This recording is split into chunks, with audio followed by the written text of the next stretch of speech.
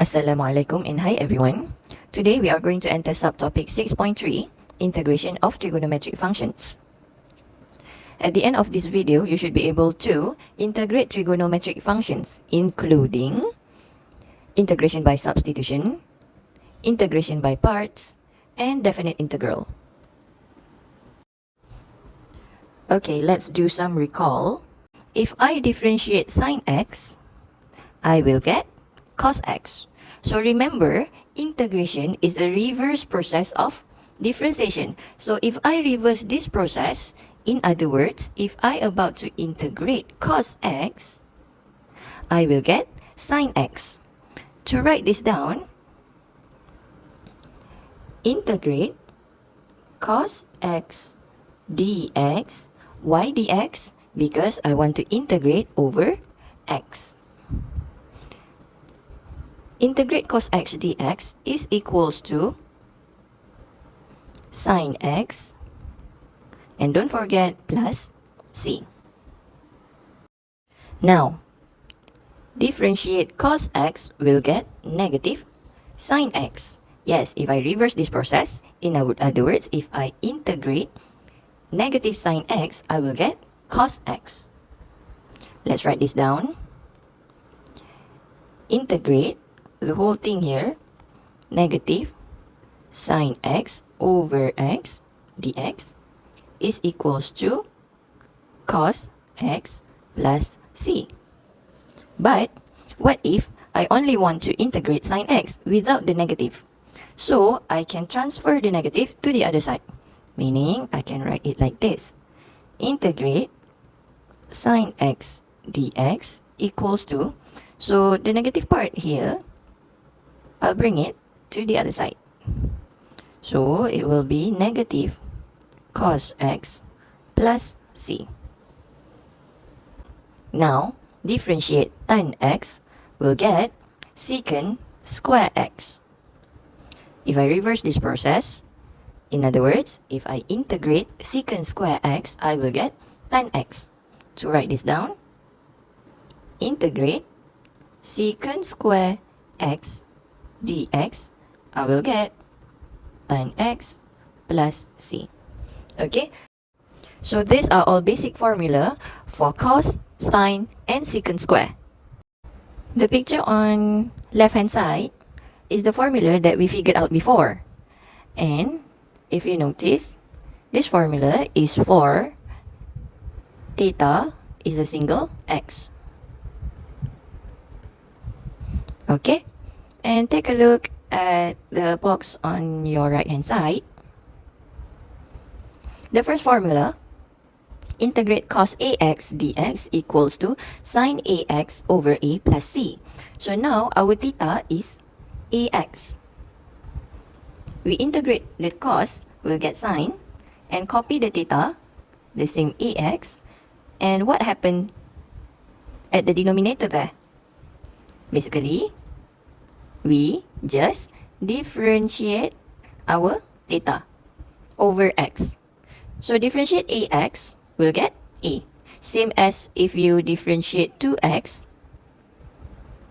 you will get 2. So you differentiate ax, you will get a. Same goes to the second formula. Integrate sine, we'll get negative cos. Integrate sine, we'll get negative cos. Copy the theta and differentiate the theta, we'll get a. Next formula, next general formula for secant square. Integrate secant square, we'll get tan. Copy the theta, divide by, differentiate the theta. And don't forget to put plus c at the end. To summarize it, integrate trigo theta, we will get integrate trigo, copy theta divided by differentiate theta plus c. This is the general formula. And remember, this formula applies for cos, sine, and secant square only. Other than these three trigo function, we need to use another method. We will see about that later. Alright, let's go to example 1. For question A, we can integrate the function separately. If we want to separate them, it will become like this.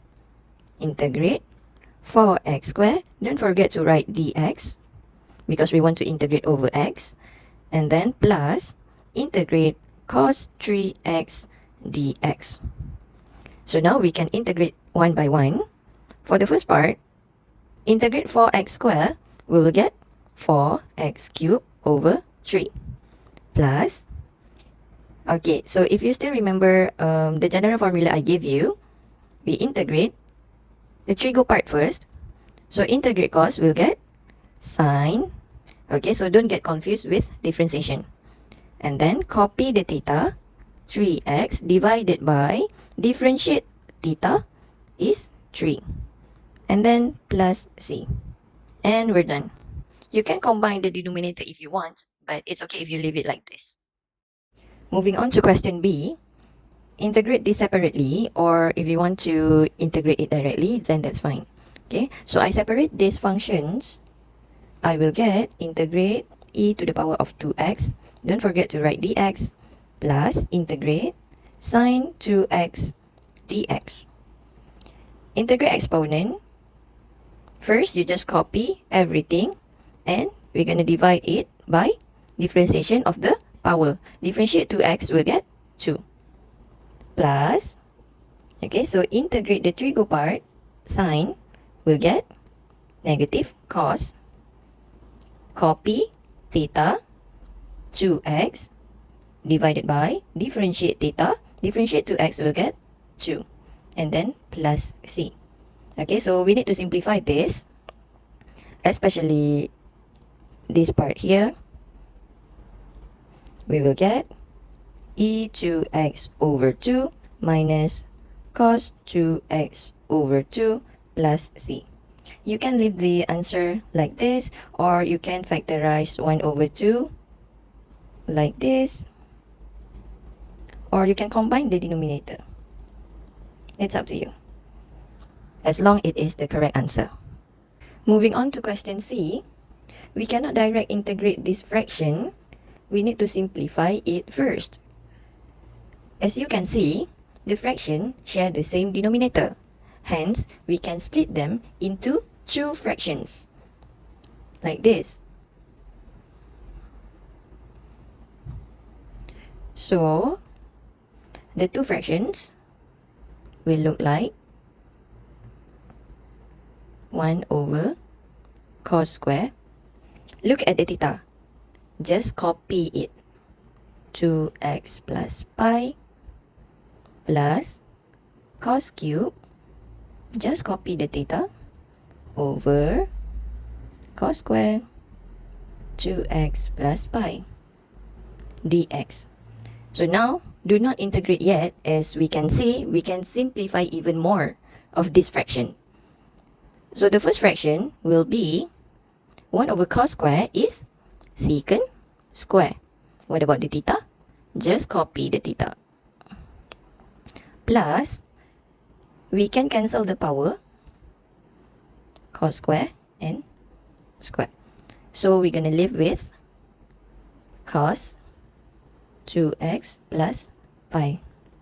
Don't forget dx. Oops. Okay, so you can direct integrate or you can separate them. It's just the same. You're going to get the same answer. So if we direct integrate secant square, we'll get tan. And then copy the theta, 2x plus pi divided by, differentiate the theta. Differentiate 2x, will get 2. Differentiate pi, will get 0. Why? Because pi is a constant. And if we differentiate constant, it will become 0. Very good. Now, the next function, cos 2x plus pi. Integrate cos, will get sine. Copy the theta divided by,